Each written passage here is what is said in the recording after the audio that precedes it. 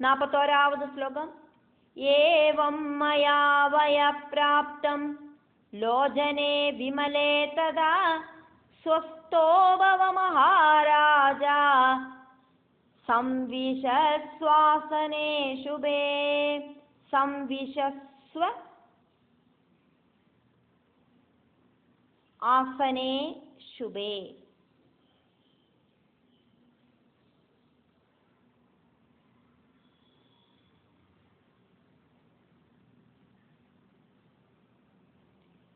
இப்படி எனக்கு யௌவனம் கிடைச்சிருக்கு, நன்னா காணற கண்கள் கிடைச்சிருக்கு.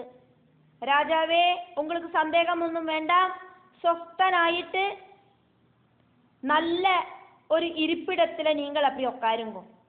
தா இந்த சுப ஆசனத்துல உட்காருங்கோ. நீங்கள் சந்தோஷமா திருப்தியா உட்காருங்கோ. உங்க மனசுல இப்ப கவலைகள் வேண்டாம், சந்தேகங்கள் வேண்டாம், சந்தோஷம் மட்டும்தான் இருக்கணும். 42வது ஸ்லோகம். இத்யுக்த சது விப்ரேண சபார்ய பிருதிவிபதே சுகோபவிஷ்ட கல்யாணி கதாச்சக்ரே மகாத்மனா.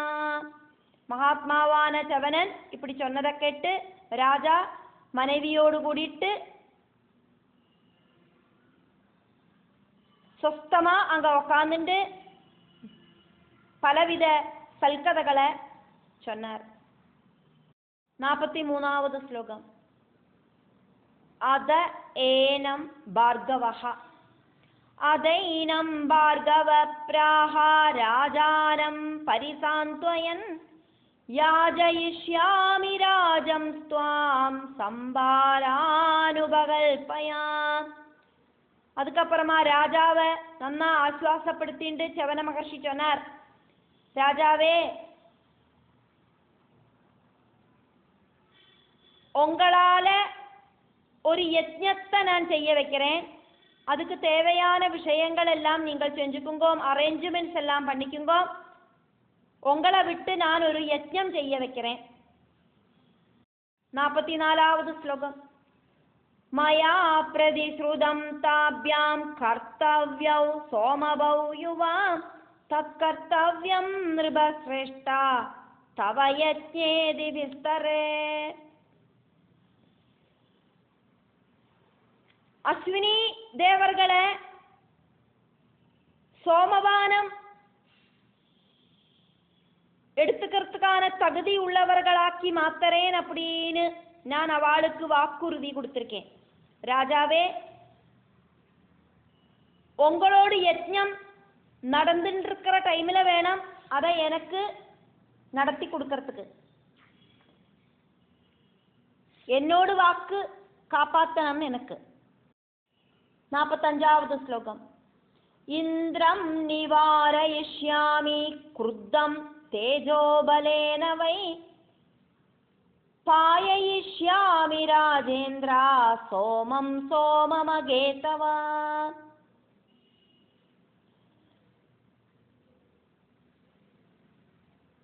கோபத்தோடு கூடி இருக்கிற தேவேந்திரனை நான் தேஜோபலத்தால தடுப்பேன்.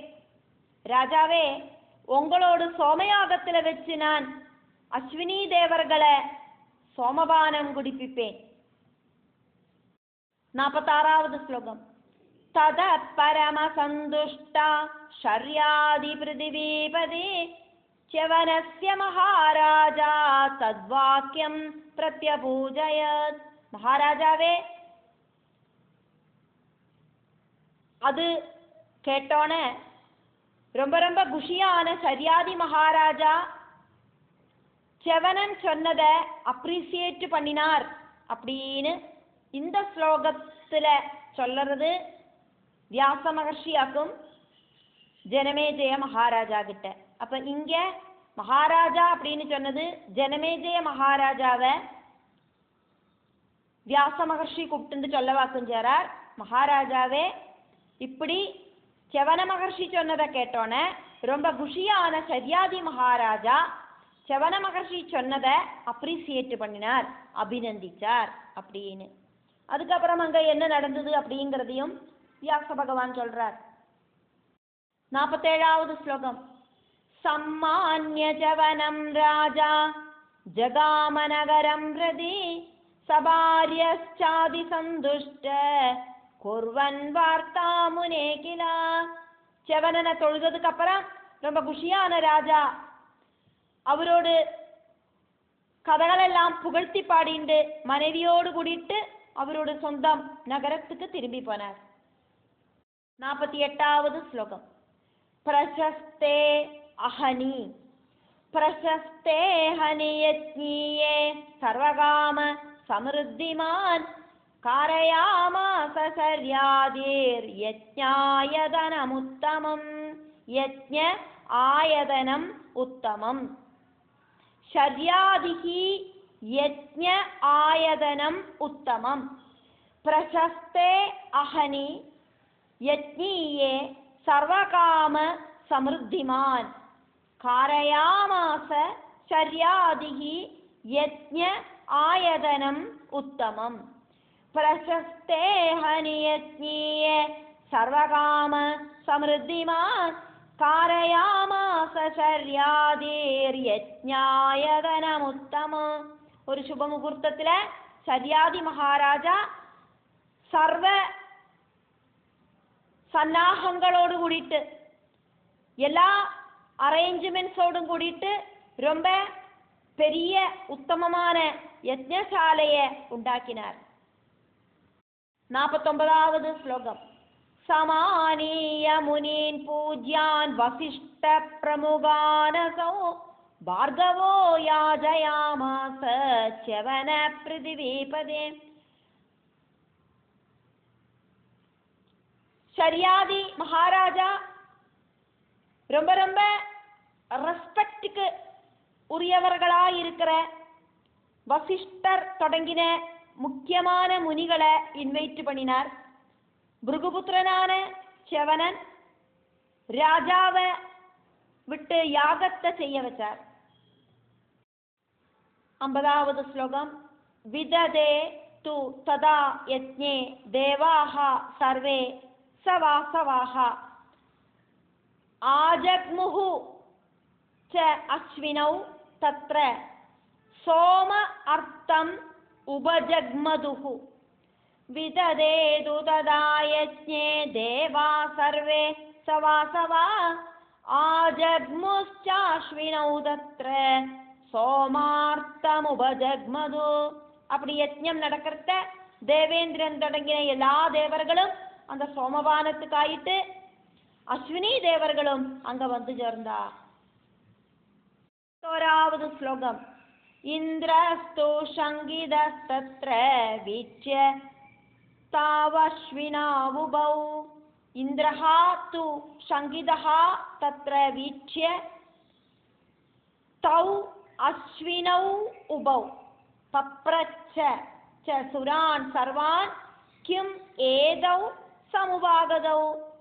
இந்திரஸ்து சங்கிதஸ்தத்ர வீச்ய தாவஸ்வினாவுபௌ பப்ரச்ச சுரான் சர்வான் கிமேதௌ சமுபாகதௌ. அஸ்வினி தேவர்களை அங்க பார்த்த தேவேந்திரனுக்கு சந்தேகம் வருது. அவரு தேவர்கள் கிட்ட எல்லாம் கேட்டார், இவா என்னத்துக்காக இங்க வந்திருக்கா? இவாளுக்கு யஜ்ஞத்திலேந்து எந்த ஒரு பாகமும் கொடுக்கப்படுறது இல்லையே, அப்புறம் எதுக்கு இவா இங்க வந்திருக்கா? இந்த அஸ்வினி குமாரர்கள் என்ன அவசியத்துக்காகவும் இந்த யாகத்துல பார்ட்டிசிபேட் பண்றதுக்கு வந்தது? 52வது ஸ்லோகம்.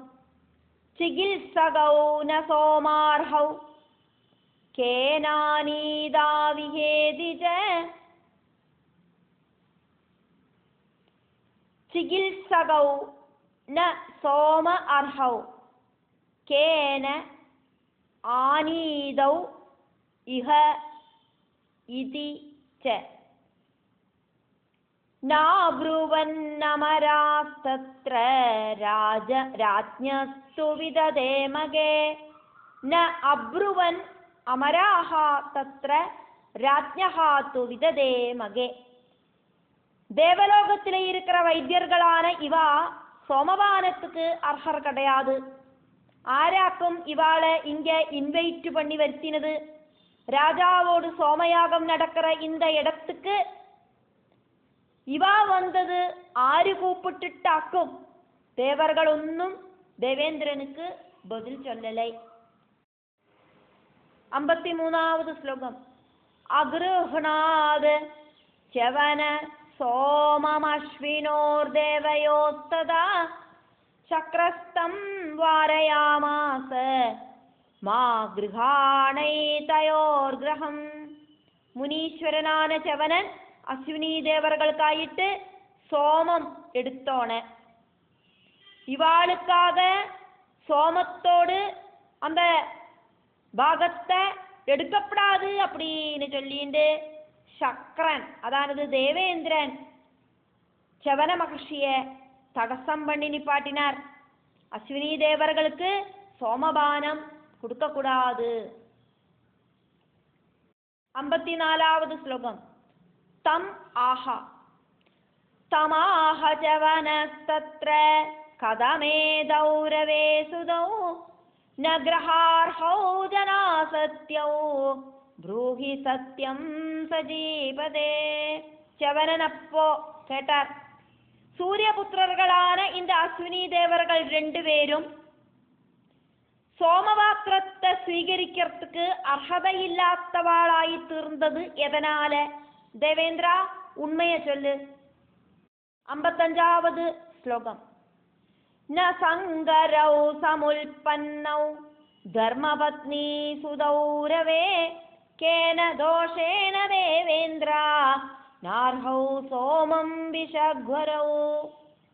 ഇവ 2 പേരും സൂര്യനുക്ക് ധർമ്മപത്നിയിல உண்டான புத்திரர்களாக்கும். இவ வேஷ்யாபுத்திரர்கள் கிடையாது. ஹே தேவேந்திரா, என்ன தோஷமாக்கும் இந்த தேவலோகத்திலே இருக்கிற வைத்தியர்களை சோமபானத்துக்கு அர்ஹதை இல்லாம ஆக்கிறது. 56வது ஸ்லோகம். நிர்ணயோத்ர மகே சக்ர கர்த்தவ்ய சர்வதேவதை கிராஹயிஷ்யாமஹம் சோமம் கிருதௌதௌ சோமபௌ மயா. கிராஹயிஷ்யாமி அஹம் சோமம் கிருதௌ தௌ சோமபௌ மயா. ஹே தேவேந்திரா, தேவர்கள் எல்லாரும் கூடிச்சேர்ந்து இந்த யாகத்துல இப்போ இந்த பிரச்சனைக்கு ஒரு தீர்வை உண்டாக்கணும். இவாளுக்காயிட்டு நான் சோமத்தை எடுப்பேன், நான் குடுக்கவும் செய்வேன், அவ அதை குடிக்கவும் செய்வா. நான் இவாளை சோமபானம் செய்ய வைப்பேன். இதுக்கான ஒரு தீர்வு இப்போ இந்த சதஸ்ல நீங்கள் எல்லாரும் சேர்ந்து தேவர்கள் எல்லாரும் கூடி சேர்ந்து உண்டாக்கணும். 57வது ஸ்லோகம்.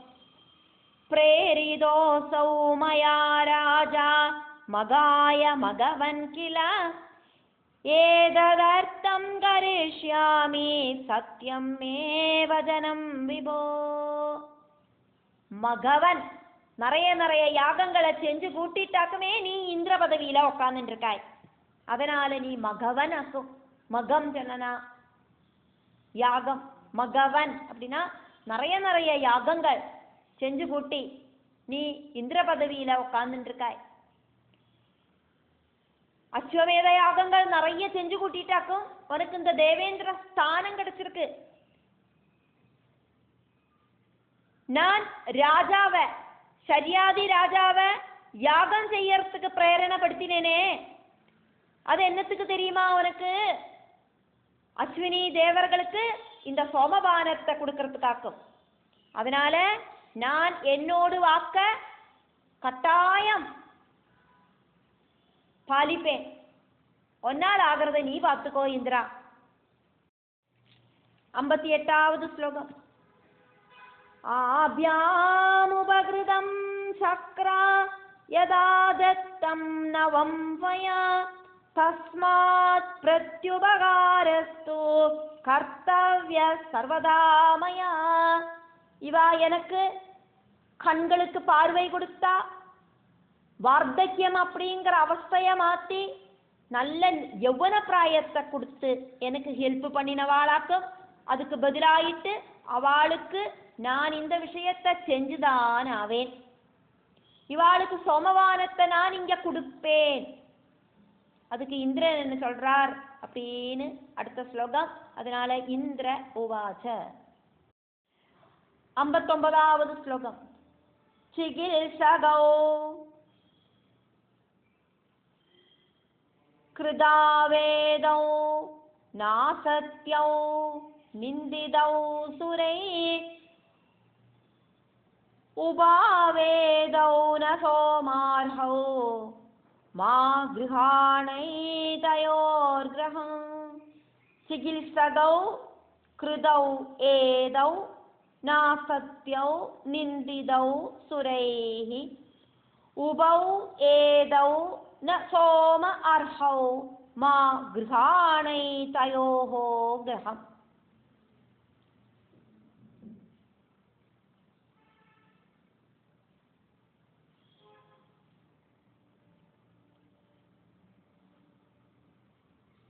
இவா ரெண்டு பேரையும் தேவலோகத்தில் இருக்கிற டாக்டர்ஸ் ஆக்கி மாத்திருக்கேன், வைத்தியர்களாக்கி மாத்திருக்கேன்.